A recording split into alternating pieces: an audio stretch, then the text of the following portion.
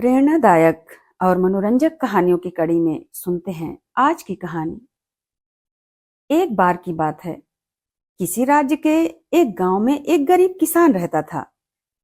कई वर्षों के बाद उसके घर में एक बच्चे का जन्म हुआ था। वह किसान बहुत ही खुश था। लोग उसके घर में बधाई देने आ रहे थे। तभी उसके दरवाजे पर एक साधु महात्मा पधारे। किसान ने कहा, महाराज, आज बहुत ही खुशी का दिन है। बहुत वर्षों के बाद मेरे घर में एक बच्चे का जन्म हुआ है। सौभाग्य से आप आ ही गए हैं, तो अंदर आइए और मेरे बेटे को आशीर्वाद दीजिए। साधु महात्मा अंदर आए और जैसे ही उन्होंने बच्चे को गोद में लिया, उन्होंने कहा, यह तो बहुत ही भाग्यशाली बच्चा है। आगे चलकर यह इस राज्य का राजा बनेगा। साधु महात्मा की यह बात धीरे धीरे पूरे राज्य में फैलने लगी और लोग उस बच्चे को देखने उस किसान के घर आने लगे। यह बात राजा के कानों में भी पड़ी। राजा को यह सुनकर बहुत ही ज्यादा क्रोध आया। राजा बोला, किसने बताया कि यह लड़का राजा बनेगा? एक व्यक्ति ने साधु महात्मा के बारे में बताया। राजा उन महात्मा के पास पहुंचा और बोला कि अभी का जन्मा बच्चा 20 साल बाद उसका भविष्य क्या होगा, आप आज से ही कैसे बता सकते हैं?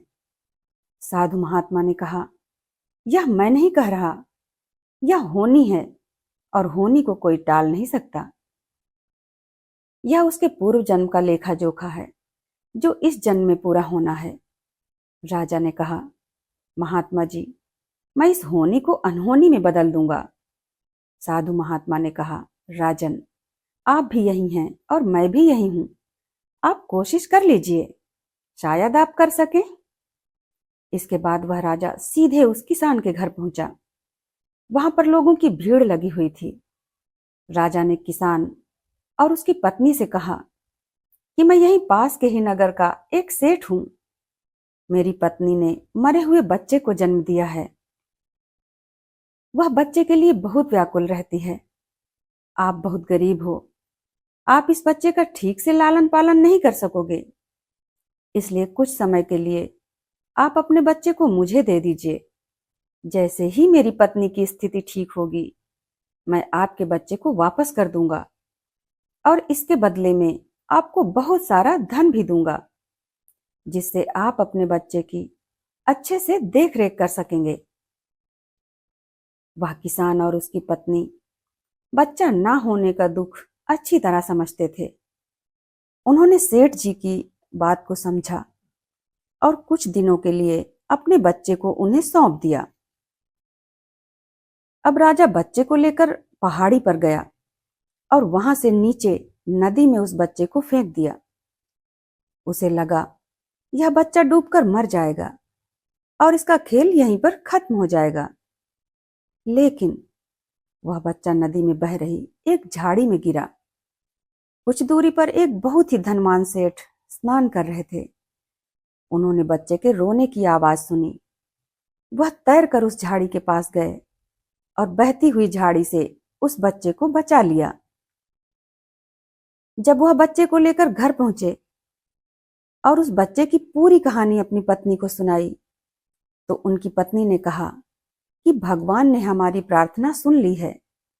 वह बहुत खुश हुई क्योंकि उन सेठ जी के यहाँ भी कोई संतान नहीं थी। उन्होंने उस बच्चे का नाम ईश्वर दीन रखा और उसका अच्छे से लालन पालन करने लगे। धीरे धीरे करके वह बच्चा 20 वर्ष का अच्छा खासा नवयुवक हो गया। एक दिन गुरुकुल में वह पढ़ाई कर रहा था। तभी सेठ जी उसके गुरु से मिलने आए और बातें करने लगे। गुरु जी ने कहा, आपका बेटा बहुत ही बुद्धिमान, बहादुर और दयालु है। ऐसे गुण तो लाखों में एक व्यक्ति के पास ही होते हैं। वह दोनों ऐसी बातें कर ही रहे थे कि वहां से राजा का गुजरना हुआ। राजा ने ऐसी बातें सुनी तो वहीं रुक गया और उन सेठ जी से बोला कि सेठ जी, मेरी एक पुत्री है और मैं अपनी पुत्री का विवाह आपके बेटे से करना चाहता हूं। सेठ ने कहा, महाराज, यह मेरा पुत्र नहीं है, मैंने तो बस इसे पाला है। और उन्होंने उसकी पूरी कहानी राजा को कह सुनाई। राजा समझ गया कि यह बच्चा कौन है। राजा ने एक चिट्ठी लिखी और उस बच्चे को देते हुए कहा कि बेटा, मैंने तुम्हारी बहुत प्रशंसा सुनी है। तुम मेरा एक छोटा सा काम कर दो। यह बहुत ही आवश्यक पत्र है। इस पत्र को तुम रानी तक राजमहल पहुंचा दो। ईश्वरदीन ने राजा की आज्ञा का पालन किया और पत्र पहुंचाने चल पड़ा। रास्ते में मौसम खराब होने की वजह से उसे एक झोपड़ी में शरण लेनी पड़ी। वह झोपड़ी डाकुओं की थी। उस समय डाकू वहां पर नहीं थे। एक बूढ़ी औरत थी। बूढ़ी औरत ने उस बच्चे से उसके आने का कारण पूछा तो लड़के ने पूरी कहानी बता दी। लड़का काफी थका हुआ था और बाहर मौसम भी खराब था, तो वह वहीं लेटकर सो गया। जब डाकू आए और उस बूढ़ी औरत ने उस बच्चे की पूरी बात उन डाकुओं को बताई, तो डाकुओं को उसकी बात पर भरोसा नहीं हुआ। डाकुओं ने उस सोते हुए लड़के की तलाशी ली तो उसके जेब से वह पत्र मिल गया। डाकुओं ने उस लिफाफे को देखा तो उसमें राजा की मुहर छपी हुई थी। डाकू समझ गए कि बुढ़िया सच कह रही है। फिर उन्होंने सोचा कि हो सकता है इस लड़के का पीछा करने से कुछ अच्छी रकम हाथ लग जाए, तो इस चिट्ठी को खोलकर पढ़ना चाहिए। डाकुओं ने जब उस चिट्ठी को खोलकर पढ़ा तो उसमें लिखा था कि जैसे ही यह चिट्ठी तुम्हें मिले, इस लड़के को तुरंत मरवा देना। यह काम मेरे आने से पहले ही हो जाना चाहिए। जब डाकुओं ने उस चिट्ठी को पढ़ा तो उन्हें उस नवयुवक पर बड़ी दया आई।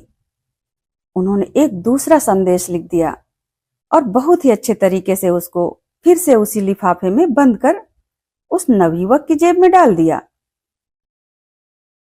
अब जब वह लड़का अगले दिन राजमहल पहुंचा और चिट्ठी रानी तक पहुंचाई, तो रानी ने उस लड़के का विवाह अपनी पुत्री से जबरदस्ती करवा दिया। वह लड़का मना करता रहा, लेकिन रानी ने एक न सुनी। उसके अगले ही दिन जब राजा राजमहल पहुंचा तो वहां बड़ी रौनक थी। जब उसे पता चला कि ईश्वरदीन का विवाह उसकी पुत्री से हो गया है, तो वह बौखला उठा। उसने उसे मारने के लिए तलवार खींच ली। तभी वहां पर वही महात्मा जी आ गए और बोले कि राजन, याद करो 20 वर्ष पहले की वह घटना जब तुमने कहा था कि तुम होनी को अनहोनी में बदल दोगे। राजा ने तलवार वापस म्यान में रख ली और घुटनों के बल जमीन पर बैठ गया और उसने स्वीकार किया कि होनी को कोई नहीं टाल सकता। दोस्तों, हमारे जीवन में कर्मों का बहुत बड़ा योगदान होता है। कर्म हमारे भविष्य को बहुत अच्छा या बहुत बुरा बनाते हैं, लेकिन कुछ चीजें ऐसी होती हैं जो इंसान की सोच से परे होती हैं। होनी को हम पिछले जन्मों का हिसाब किताब भी कह सकते हैं। कभी कभी कुछ ऐसी चीजें हो जाती हैं, जैसे किसी भिखारी की लॉटरी लग जाना, गड़ा हुआ खजाना मिल जाना, लाइलाज बीमारी या अचानक किसी की मौत हो जाना। और ऐसी ही चीजों को हम कहते हैं कि यह होनी है, इसे कौन टाल सकता है।